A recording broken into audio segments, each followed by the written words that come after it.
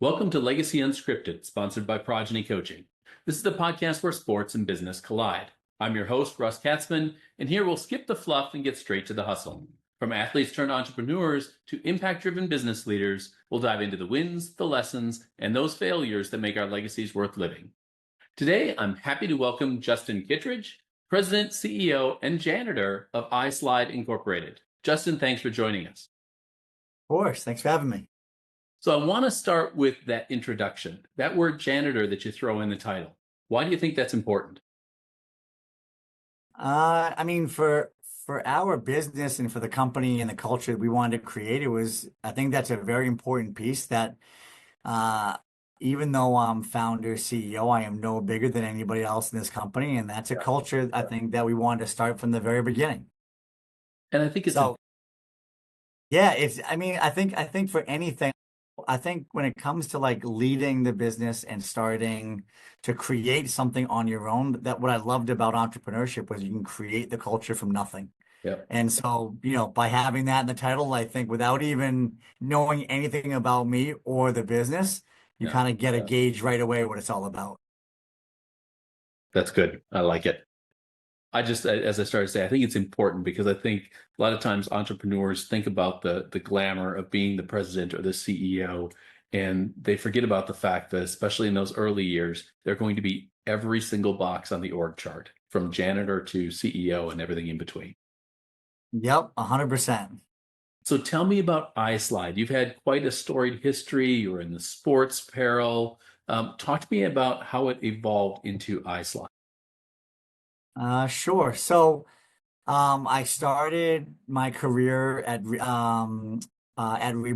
So I was there. I started in 2000. I was an intern actually in 2000. That was my very start to kind of the business world. My background was really more so in landscaping and bar backing, bartending. And so I finally, before my senior year, I really needed, and I think was pressured into needing a business internship. And so I had an opportunity to work for Fidelity, or I had an opportunity to interview with Reebok, and Fidelity was just not kind of my speed. I never wanted to be like a long-term finance person. I was never an econ person. I loved math, but I never really wanted to kind of go down that path. Sure. And so I finally got an interview with Reebok. It was from the head of US for on the marketing department. And he said I was extremely unqualified for any sort of internship with him, knowing that I was a hotel restaurant management major. But he saw that I played hoops, and he had an intramural game in the next morning at 6 a.m. I played at it. I had the game of my life, and I got the internship.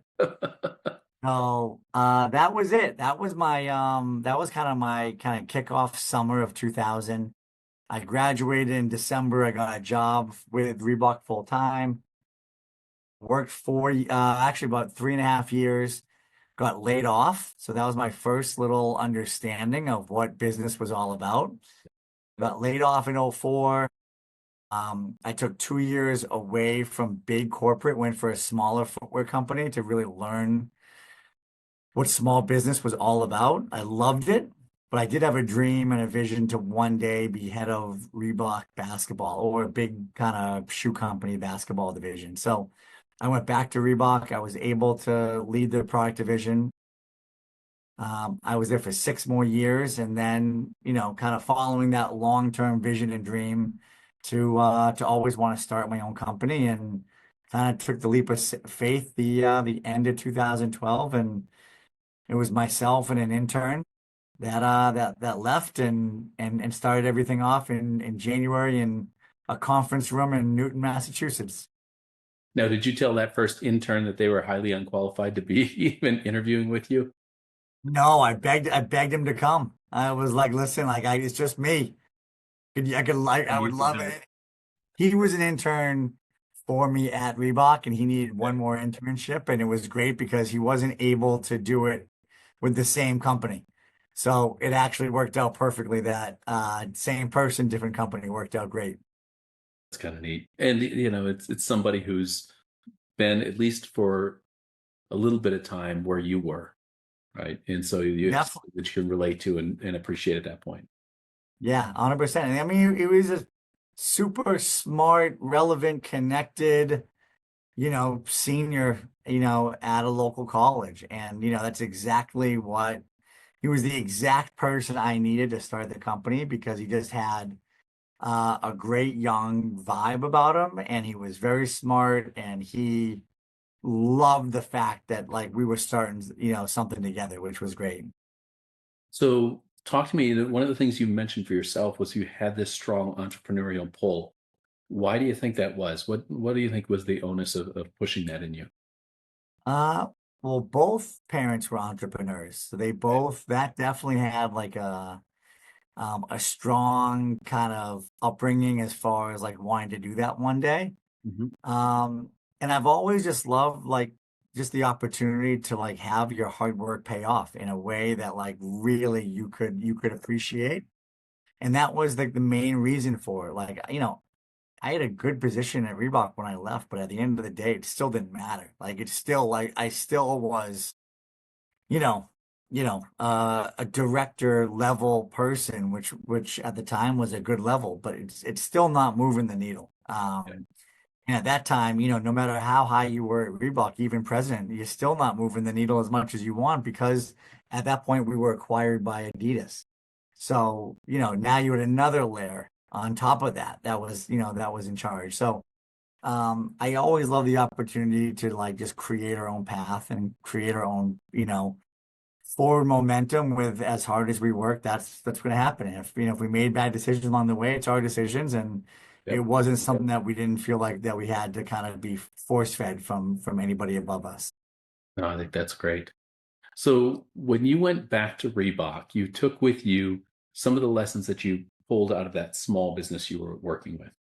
What were some of those that you took to Reebok? And then when you went from Reebok to your own business, what did you bring with you? Talk to me about the differences between the little guys and a big company, and then back to the little guys again.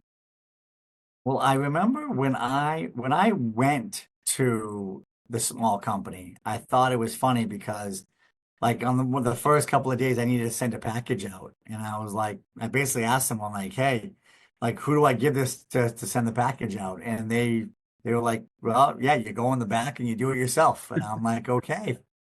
So like I kind of kicked it off with knowing one way, which was Reebok, and then going to a small company, and then you do everything, right? And that was the part I loved. So if you do a little bit of everything, and I think to me, I love that part because you could be very creative. You could really think outside the box. If you had an idea, you could run with it, and it was great. Now you have small business is usually like small budgets and small planning, and it's like small, you're not planning as much as you would, because you can move much quicker. So it's kind of like a blessing and a curse the same way. Mhm. But like I really did enjoy like everything about it. And I think I was ready to like kind of go back to big business to like really elevate myself personally, to be able to like gain a lot more relationships, a lot more connections, elevate myself with much more like high level, high strategic planning and thinking, with not only people just within our department, but like cross categorial, with buyers from all across, the country. We would work internationally. We'd work with distributors all across the country. We had high level conversations with factory people, like head of factories across, Vietnam and China. And so those things continue to give me some great experience and knowledge and relationships, but when I felt like I kind of maxed that out, that's when I really wanted to like make that leap to, if I was ever going to start something at that point, it was about 12 years ago. I was my mid 30s. Yep. That was the time. Like if I went much further, then, you know, the family would have kind of just been like, wait a minute, now it would be much harder and harder to kind of start something. Sure. So tell me a little bit about that support structure. How important has it been for you to have the family, maybe some prior mentors, people you talk to? How important has that been along your journey? It's been everything. Like it literally has been everything. I mean, so we had a board of advisors to kind of kick things off, and the board of advisors were essentially they were just friends of mine that I met over the years who were very successful in life, but in just different aspects. Somebody might have been on the HR side, somebody might have been a CFO, somebody might have been in uh in sales. Like it could have been like a little bit of everything, but they really had brought unique aspects to advice along the way. And these are people that like I give everything to because I didn't pay them and they just wanted to help. They wanted to see someone be successful who was just starting out. And they were willing to use, their time, which is everything to very successful people, Yep. be able to give that to allow us to avoid huge mistakes, which we definitely would have made some if we didn't have them. So they were a huge aspect. And then like the relationships of people, like when we started off and we went to go find our factory.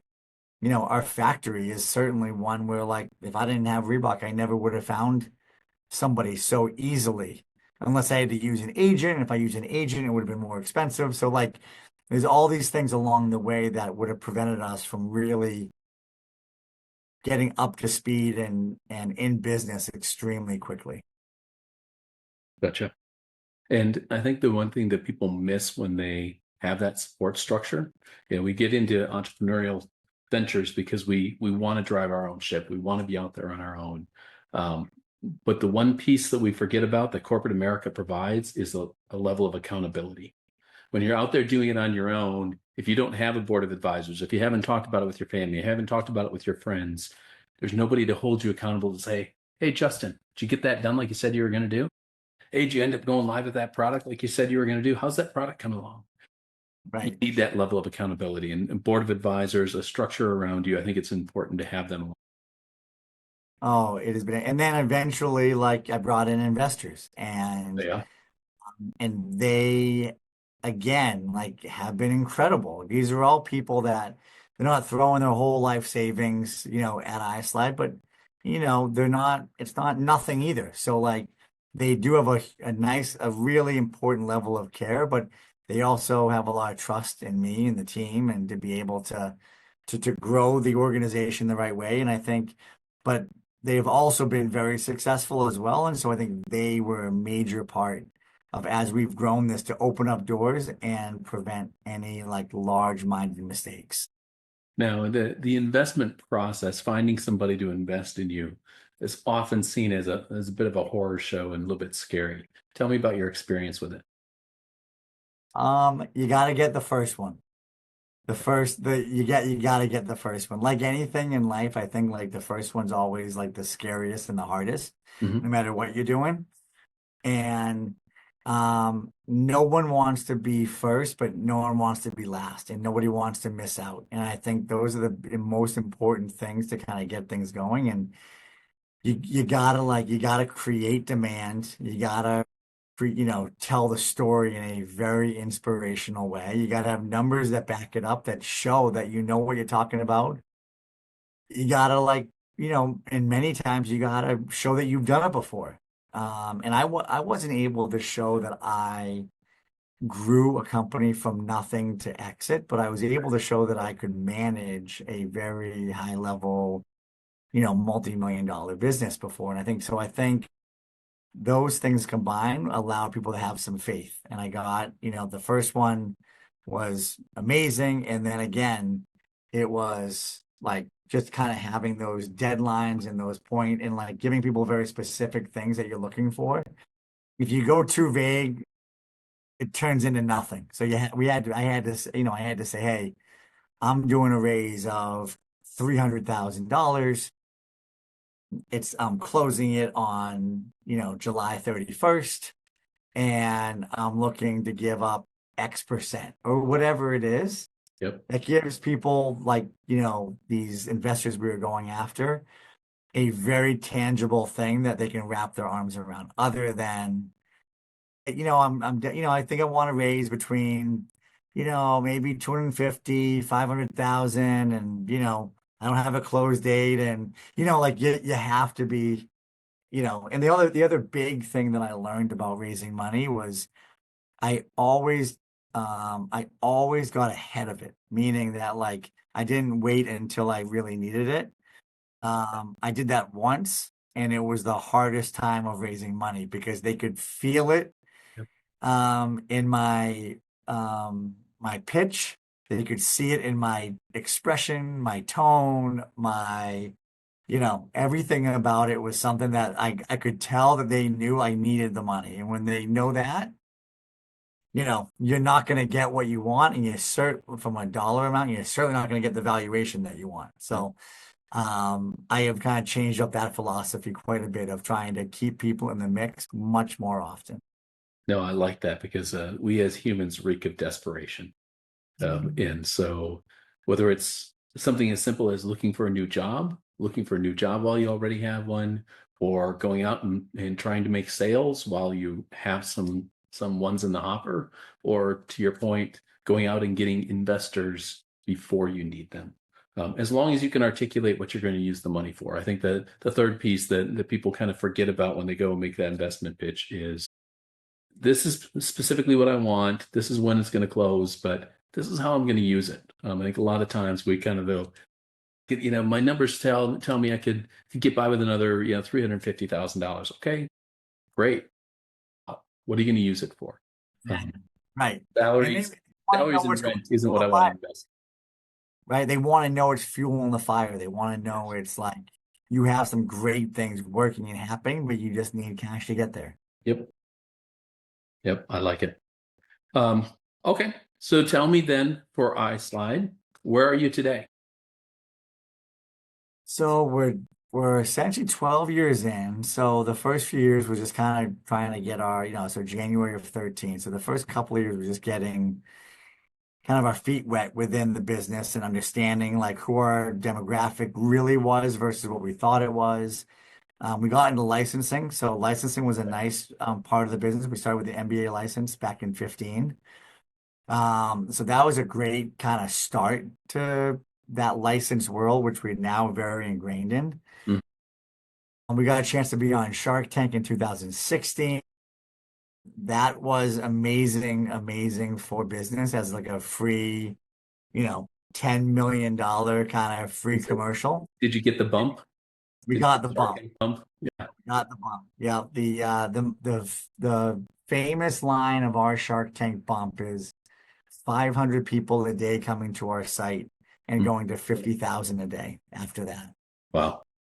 So that was really the big bump. And then over basically for the next, call it 8 years after Shark Tank, or 7 years, we added licenses, we added big partners, we, developed our strategy of direct to consumer and wholesale and drop ship. Like we kind of are in all of those different worlds. We've decided, what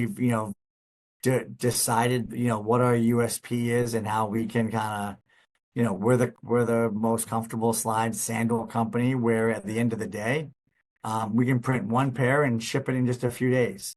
Sure. So that is like a product piece and category that nobody else can really do in this custom space. And so that's where we've just really kind of honed in on the craft and trying to increase distribution over the course of, these last, 7-8 years since Shark Tank. Nice. So what's holding you back then? I mean, if you go to bed at night, what's the thing that's waking you up at 2:30 a.m.? Well, it's always going to be, how can we do more? How can we do it faster? And I think, right now we are definitely trying to grow at a high clip. I think for us with volatility of the world that changes so often, there are like aspects of our business that change. So there are some points where like direct to consumer was an incredible business for so many people. Yep. And then all of a sudden it got crazy expensive. Or we had a really strong wholesale business and then COVID happened and all wholesale closed for a while. And so we diversify ourselves enough where we can get through some of those patches. But again, when you diversify yourself too much, you lose focus. And I think that's part of the thing that we're like just still always trying to, we struggle with is that, our business of customizing slides, we can do it to anybody. Like we can do it for a professional sports team, a youth sports team. We can do it for a corporate outing. We can do it for a bar and bat mitzvah. We can do it for the bookstore. We can do it for like so many different types of people and businesses and events that, it's hard to say no. And so what we end up doing is we just end up doing a lot of different sales, which isn't a bad thing, but it lacks a little bit of the focus that I think maybe would allow us to scale even faster. Yeah, it's interesting. This concentration on your focus. I think as long as you are staying true to that USP, you're okay, right? Jeffrey Moore wrote in Living on a Fault Line back in 2000. He was talking about your core versus the context, right? And that core being the one thing that you do really well. And when we as a business get too far out into the context and all the other stuff, and through diversification or whatever else, acquisition, sometimes we get too far away from what we do really well. And as a business, we start to struggle because we're putting too many resources on things that really don't matter. Right. We need to kind of get rid of some of that and come back to our core. And to your point, some of those diversifications, we have to make sure that they're profitable to us as an organization and that they're in line with where we want to go. And yes, sales are usually beneficial, but not all sales are equal. And Right. some just may not be, while they're very good, may not be in line with who we want to be. Right. And which is exactly true. And then you're trying to hit a sales number, Yeah. right? At the same exact time. And it's like, all right, do you take this huge order that might not have the profit that you want, but if you don't take it, you might not hit your number for the year. It's that big of an order. And those are just hard, hard conversations to have with, internally with yourself and then, with your team.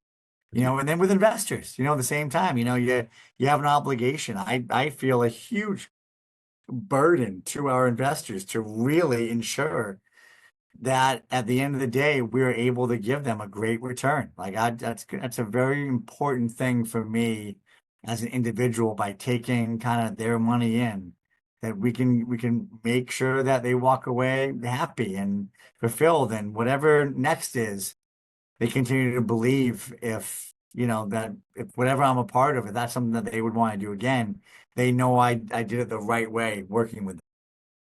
I was going to kind of go there. So you kind of jumped the gun for me.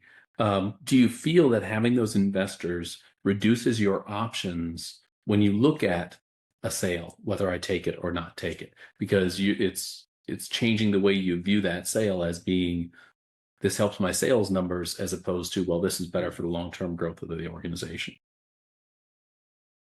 I think that we're all like our investors and us, I think we're very aligned that top line growth right now is most important. Gotcha. And the profit is important. And like certainly long term, you have to have it. But as long as they believe in that strategy and really want that strategy, I don't mind taking some of those deals, because I know if it came to cash flow and there are issues there, we're all aligned on what the strategy was. Like we're trying to grow the top line. So as long as the top line is growing, that's okay. The strategy works and they're aligned and they're a great partner. If the top line stops growing and profit is an issue, then we have a major problem. So that's why some of these deals that are lower profit, it's okay. It's all right, because I know that we're all aligned on what this 2025 plan is.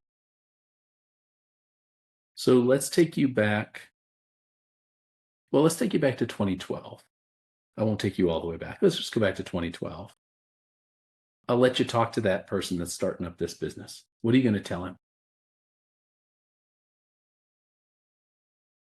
Get ready. Get ready for an absolute roller coaster. I think I didn't realize just how many highs and lows happen on a daily basis. Yeah. And it's not like it's every few weeks or whatever. It's literally probably every day. There are highs and lows. You have to have very thick skin. You have to understand that it is a business. You have to understand that, the business is only successful because of the people that are a part of it. You have to understand all of those things. Now, I don't know if I would have done it with a 4-year-old and one on the way. Like that maybe was probably a bad decision. But you look back and you're like, listen, we got through it. You understand that you have a very supportive wife during that whole time to know that you can kind of get through it and battle through it. Um, and it is hard for anyone. It was a great paying, great company at Reebok that obviously had a ton of flaws. Don't get me wrong, but there was a lot of pros when you at a company like that. And so, to go out on a leap like that, yes, was a risk, but you could argue the fact that staying is a risk. Staying is the fact of I already got laid off once. It doesn't mean that you couldn't get laid off again. And when I got laid off the first time, I honestly felt I was one of the hardest working people within the organization at Reebok. And so if I can get laid off for working my ass off, then listen, at the end of the day, I don't want to put that opportunity and that decision in somebody else's hands anymore. Got it.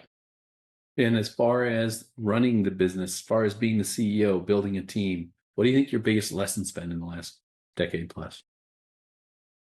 I think people just understanding how authentic that you are. And you got to be able to be very authentic to not only I think to yourself, but you got to be authentic to your colleagues. You got to be authentic to the people that you work with in all aspects of business. Because if you're not, people can see through it very easily. And I think that's one element. I also think that you have to create an emotional connection to your consumer. And that's really an important piece. I think I would have put more money and time into that part of the business. So that part of the business, just meaning basically brand marketing, I think in the very beginning, I would have tried to probably bring in a few more bucks to be able to tell that story in a bigger way earlier on, because I think that emotional connection is something that is why people follow brands so emphatically. And did you, and it's going to be an interesting question, do you think you shortcutted that emotional attachment by using the licensing? I don't think so. I don't think so. I think licensing, you still can create that emotional connection. I don't think it has to be just custom. Yeah. So, there are very, very passionate sports fans. Yes. And those people are extremely, yeah, passion's one word, but they have this way of life that is only about them. If you live in Alabama, you're going to follow a college, and you're going to follow a college in a very, very, very strong way. And you'll probably buy anything you can that has that college logo on it. And so I do think that creating that emotional connection is important, not just in licensing, but I think just in general, we would have talked about it a lot more. I think that we have an amazing mantra, which is stand in what you stand for. And I think that really embodies what that emotional connection can be. We just really, I think, need to tell that story. We needed to tell its story more early on. I think that we do it to a decent degree, but I think I probably would have done it just a lot deeper. I like that. Standing what you stand for. What do you think you stand for as a company?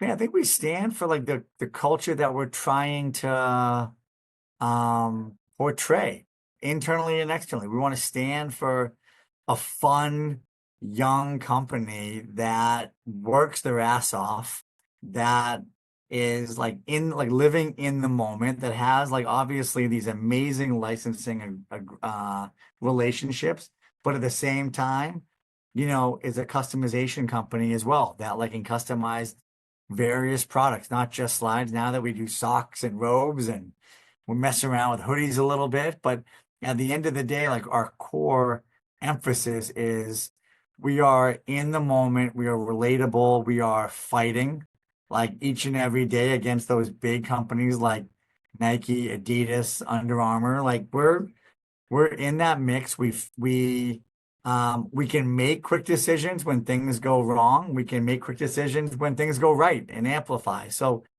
we want to be that company that you can relate with, that like we allow you to be able to, stand what you stand for. So whatever you're passionate about, we want to be that company that can allow you to do that in a very unique way with a unique product.